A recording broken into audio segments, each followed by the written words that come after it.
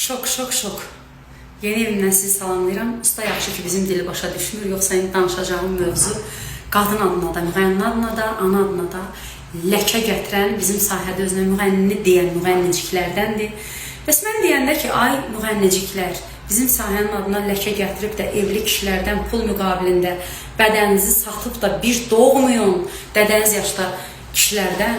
Gördünüz, indi az öncə bu bir doğanın üstünə təcili yardım gəlir. Sən gelir təcili yardıma, səbəbini deyim sizə. Uşaq ağlaya-ağlaya məktəbdən evə gəlir ki, mama, mən bir də məktəbə getməyəcəm, mənə məktəbdə bicbala deyirlər. Hələ bu harasıdır?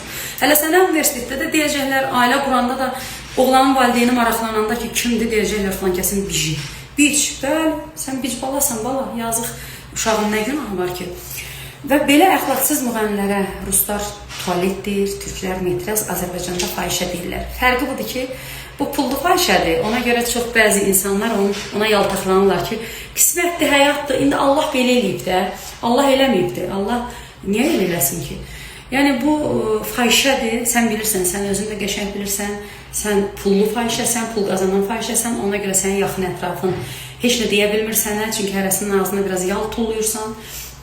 Və bu fahişələrin də sayı günü-gündən artmağa doğru gedir. Bu cür əxlaqsızlar, indi görün bu videonun altında bu cür əxlaqsızlar necə müdafiə edənlər olacaq. O müdafiə edən də kimdir? Bu qazandığı pullar gedir buna. Və az öncə yığıb pingivinə ağlaya-ağlaya deyib ki, uşağa familiya ver, uşaqlara atalıq ver. O da deyib, verə bilmirəm, axı sən bilirdin mən evliyəm.